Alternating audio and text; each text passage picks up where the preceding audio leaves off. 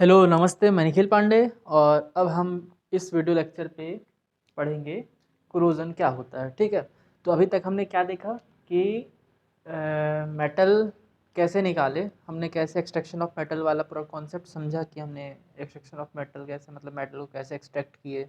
ठीक है, ज़मीन से लेके एक मेटल तक का सफ़र क्या क्या होता है उसके बारे में हमने डिस्कस किया। हमने निकाल लिया, कॉपर निकाल लिया, जिंक निकाल लिया, आयरन निकाल लिया, एल्युमिनियम निकाल लिया।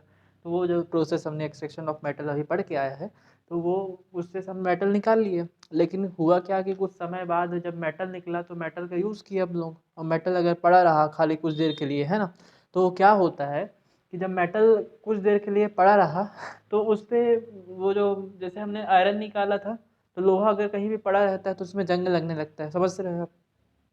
लोहा अगर कहीं भी पड़ा रहता है जंग लगने लगता है। एल्युमिनियम अगर कहीं भी पड़ा है तो वहाँ भी उसमें कुछ ना कुछ दिक्कत होने लगती है। ठीक है, तो ये देखा साइंटिस्टों ने कि ये तो गड़बड़ चीज़ है। फिर उसने उनने क्या किया, सोचा उसके बारे में, देखा और डिस्कवरी किया कि ऐसा क्यों हो रहा है, कि जंग क्यों लग जा रहा है। ठीक है, तो फिर वो जो जंग लग जाता है तो उसी को बेसिकली क्या बोलते हैं, उसी को क्या बोलते हैं, कोरोजन। ठीक है, जो कि अब अभी हम लोग पढ़ेंगे। ठीक है, तो कोरोजन ना, अभी ये हमारा अगला कॉन्सेप्ट क्या है, कोरोजन। कोरोजन, ठीक है, कोरोजन ये क्या होता है कि जैसे हमने पिछले लेक्चर में पढ़ा था कि मेटल कैसे एक्सट्रैक्ट किए, तो मेटल निकाल लिया, मेटल को पड़े रहने से धीरे धीरे उसमें क्या लगने लगता है, जंग लगने लगता है। ठीक, और जब जंग लगने लगता है मेटल, तो मेटल जंग लगने लगता है तो उसके लिए क्या यूज़ कर सकते हैं और क्यों जंग लगता है उस चीज़ को जानना ज़रूरी है। ठीक है, क्यों जंग लगता है और उसको बचाव के लिए हम लोग क्या क्या कर सकते हैं जंग लग रहा है तो। ठीक है, तो इसका बेसिकली डिफिनेशन देखा जाए तो the process of slowly eating मतलब धीरे धीरे, स्लोली ईटिंग ऑफ मेटल धीरे धीरे मेटल को नष्ट करने वाला। ठीक है, slowly eating of metal due to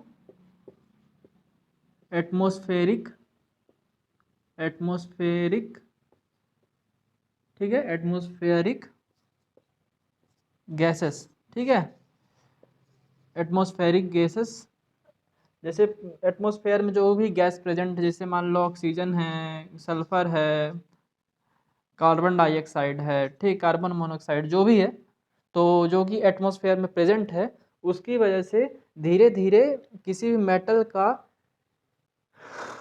धीरे धीरे मेटल का किसी भी मेटल का नष्ट होना, यानी उस पर जंग लगना। धीरे धीरे जंग लगता है, जंग लगते लगते जाते हैं, एक टाइम ऐसा आएगा कि वो ख़त्म हो जाएगा। ठीक, तो वो the process of slowly eating of metal due to atmospheric gases. और जब एटमॉस्फेरिक गैसेस लग जाता है तो जैसे क्या बताया हमने पहले एक्सट्रैक्शन ऑफ मेटल में देखा था कि कार्बोनेट, सल्फोनेट, ऑक्साइड, ठीक है, उससे हम लोग क्या करते हैं, कोक के साथ हीट करते हैं तो वो मेटल निकलता है। अब ये मेटल जब निकल गया तो जब फिर ये ऑक्सीजन और सल्फर और कार्बन डाइऑक्साइड से रिएक्ट कर जाता है, क्योंकि एटमॉस्फेयर में ये सारे प्रेजेंट हैं और मेटल क्या है, खुले में पड़ा है, और खुले में पड़ा है तो ये सारे प्रेजेंट है, तो ये सारे क्या करते हैं, केमिकल रिएक्शन कर देते हैं।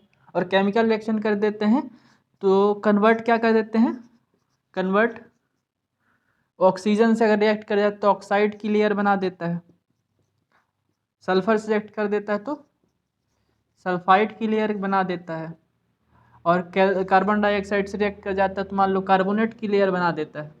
ठीक है, देखो, the process of slowly heating of matter due to atmospheric gases. ऐसे एटमॉस्फेरिक गैसेस में क्या है, O2S और CO2 हम लेके चल रहे हैं, तो ये क्या कन्वर्ट कर देता है, oxide, sulphide and carbonate layer पे कन्वर्ट कर देता है। अब जब ये सब रिएक्ट करते जाते हैं तो धीरे धीरे क्या होता है, मेटल खत्म होने लगता है। ठीक, तो यही है कोरोजन, बेसिकली कोरोजन यही है। साइंटिस्ट ने देखा कि मेटल खराब हो रहा है, उनने उसके बारे में पता किया, और पता किया तो क्या है कि उसमें ऑक्साइड, सल्फाइड और कार्बोनेट का लेयर प्रेजेंट है। और क्यों प्रेजेंट है, क्योंकि एटमॉस्फेयर में सारे प्रेजेंट है, ऑक्सीजन गैस, सल्फर गैस और carbon dioxide gas, carbon monoxide gas, ये सारी चीज प्रेजेंट है। इसकी वजह से क्या, ये रिएक्ट कर जाते हैं। ठीक है, ये रिएक्ट करके क्या बनाते हैं, ऑक्साइड, सल्फाइड एंड कार्बोनेट। अब ये आ गया साइंटिस्ट के दिमाग में कि अगर ये रिएक्ट ही ना करे, है ना, ये रिएक्ट ना करे तो हमारा मेटल बच जाए। ये रिएक्ट करता है तभी तो ये ऑक्साइड सल्फाइड एंड कार्बोनेट के लेयर के फॉर्म में बनता है। अगर ये रिएक्ट ही ना करे तो क्या होगा, जब ये रिएक्ट नहीं करेगा तो ये लेयर पे बनेगा नहीं, और लेयर पे नहीं बनेगा तो जो मेटल है वो ज़्यादा दिन तक चलेगा। ज़्यादा दिन तक चलने का मतलब क्या है कि रिएक्ट नहीं करेगा तो वो जैसा मेटल है वैसे ही रहेगा। ठीक है, तो इसके बचाव के लिए क्या करते हैं, ठीक है, प्रिवेंशन, इसके बचाव के लिए क्या करते हैं, सबसे पहले क्या कर देते हैं हम लोग, पेंटिंग कर देते हैं। ठीक है, क्या करते हैं, पेंटिंग। जैसे ये मेटल है, आयरन है, लोहा, लोहा पे पेंट कर दिए तो पेंट की वजह से क्या हो, एक दूसरा लेयर क्रिएट हो गया। तो जो अगर आयरन की बात करें तो लोहा बाहर की इन जो गैसों से उससे रिएक्ट नहीं करेगा, और उनसे जब रिएक्ट नहीं करेगा तो ये सारा चीज़ बनाएगा नहीं, और बनाएगा नहीं तो मतलब ज़्यादा चलेगा जब तक पेंट का लेयर उसके ऊपर वो है कोटेड है तो। ठीक है, दूसरा क्या है कि हम लोग क्या कर सकते हैं, ग्रीसिंग कर दें या फिर ऑयलिंग कर दें, है ना, ग्रीसिंग कर दें या फिर ऑयलिंग कर दें। ठीक, ग्रीसिंग या ऑयलिंग करने से क्या होगा कि जो ग्रीस है, जो ऊपर की एक लेयर है, जो किसी भी मेटल पे, जैसे आप एल्युमिनियम कर दो या फिर क्या कहते हैं कॉपर कर लो या फिर आप आयरन ही कर लो, तो एक ग्रीस कर देते हैं। मतलब ग्रीस मतलब ऊपर एक लेयर बना देते हैं, किसका लेयर, ऑयलिंग या ग्रीसिंग का लेयर बना देते हैं। तो उसकी वजह से क्या होता है, ये जो है गैसेस है ये डायरेक्ट रिएक्ट ना करें, लेकिन कुछ दिन के बाद फिर जब ये लेयर खत्म हो जाता है ऑयल वगैरह तो रिएक्ट करने लगते हैं, तो ये ज़्यादा प्रीफर नहीं कर सकते। एक तीसरा कॉन्सेप्ट है गैल्वेनाइजेशन आता है। क्या आता है, गैल्वेनाइजेशन। अब गैल्वेनाइजेशन क्या होता है कि इसमें क्या होता है कि एक टर्म है, इसमें क्या होता है, कोटेड विथ जिंक।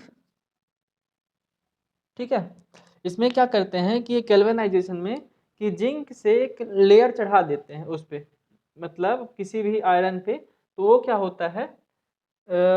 होता है, उसकी वजह से ऑक्सीजन और सल्फर ये सारे रिएक्ट नहीं कर पाते हैं। जिंक की एक लेयर है किसी भी ऊपर, मतलब जिंक की एक लेयर चढ़ा दी है, तो ये जो है क्या कहते हैं, थिन लेयर चढ़ाते हैं, मतलब कोटेड विथ थिन लेयर, पतली लेयर। ठीक है, अब ये जो ऑक्सीजन वगैरह है ये सारे जिंक से रिएक्ट नहीं करते हैं। ठीक है, क्योंकि रिएक्शन क्या पढ़ा था कि मतलब जो हम लोग रिएक्शन पढ़ा था कि डिस्प्लेस करने वाला, तो जिंक क्या है, ऊपर की लेयर, मतलब उसमें आता है सर हाई रिएक्टिविटी सीरीज में, तो जो ये जो गैसेस वगैरह हैं इसको डिस्प्लेस नहीं कर पाते, ऐसा होता है। ठीक, ये जो गैसेस है, ये जो वो है एलिमेंट है, इसको डिस्प्लेस नहीं कर पाते और इसके साथ रिएक्ट भी नहीं कर पाते, इसलिए क्या होता है, galvanisation, thin layer of zinc का कोटेड कर देते हैं, उसको गैल्वेनाइजेशन बोलते हैं।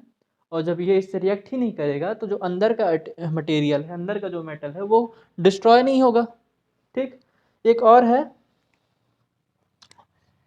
है, जो कि पढ़ लेते हैं, एलॉय ऑफ क्रोमियम एंड निकल।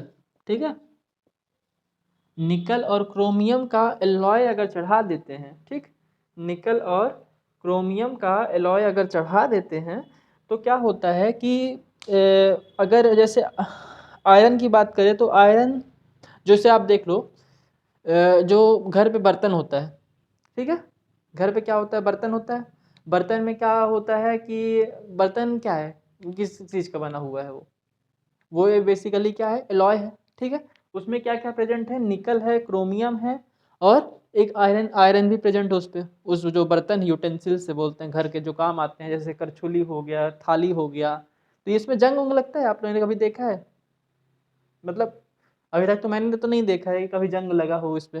ठीक, तो इस पे जंग नहीं लगता है, और क्यों नहीं लगता, क्योंकि ये जो है इस पे क्या होता है, आयरन और क्रोमियम और निकल का एलॉय होता है। एलॉय होता है मतलब ये जो बाहर की जो गैसेस है इससे रिएक्ट नहीं करते हैं, इसलिए क्या होते हैं, एलॉय होता है। एलॉय अभी अगला लेक्चर हमारा एलॉय ही होगा कि एलॉय क्या होता है, क्यों होता है। ठीक, तो क्रोमियम और निकल जो है इसमें अगर आयरन में एलॉय कर देते हैं, ठीक है, तो ये क्या बन जाता है, स्टेनलेस स्टील। ठीक है, इसको थोड़ा समझने के लिए हम बता रहे हैं, आयरन का और क्रोमियम का और निकल का अगर तीनों को मिक्सअप कर देते हैं तो क्या बन जाता है? Stainless steel. स्टेनलेस स्टील, ठीक है। और स्टील अभी आपने देखा है जैसे घर के जो ऊपर वो रहता है, क्या कहते हैं, रेलिंग वगैरह लगा रहता है, तो उस पे क्या होता है कि ये जो सिल्वर कलर का दिखता है स्टेनलेस स्टील टाइप से, है ना, जो कि रिएक्ट नहीं करता है, तो वो क्या होता है बेसिकली, उसमें आयरन भी प्रेजेंट है, लोहा एक मेटल है, ठीक है, क्रोमियम और निकल ये भी प्रेजेंट है ना, ये भी कहीं ना कहीं एलिमेंट ही है। तो ये जो प्रेजेंट है, तीनों का प्रेजेंस में क्या होता है, वो स्टेनलेस स्टील बन जाता है, और स्टेनलेस स्टील बनने की वजह से वो क्या होता है, बाहर की इससे लेयर से क्या कहते हैं, रिएक्ट नहीं करता है, ठीक।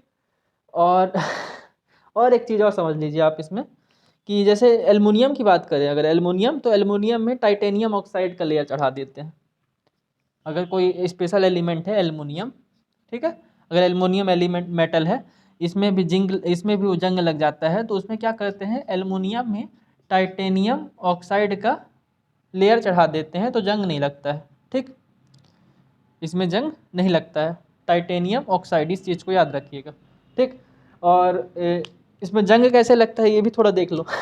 जैसे ये आयरन हो गया, खुले में पड़ा है, तो खुले में पड़ा है तो खुले में क्या है, ऑक्सीजन है, ठीक, खुले में ऑक्सीजन है, ऑक्सीजन के साथ साथ वाटर है ना, ऑक्सीजन के साथ साथ वाटर है, और ये क्या बना देता है लास्ट में, फेरिक ऑक्साइड Fe2O3, और कुछ मॉइस्ट अगर एयर है तो XH2O, जितना मतलब H2O मतलब वाट हाइड्रोजन और ऑक्सीजन अगर मॉइस्ट एयर है उस पर, तो X मतलब किसी मात्रा पे वो भी बना देता है, हल्का हल्का नमी, ठीक है। तो ये क्या, फेरिक ऑक्साइड बना दिया, ये वाले चीज़, ठीक। और अगर हम दूसरा एग्जांपल देखें, तो कॉपर का देख लेते हैं। कॉपर का ऑक्सीजन के साथ रिएक्ट किए, CO2 है और H2O है, ठीक है।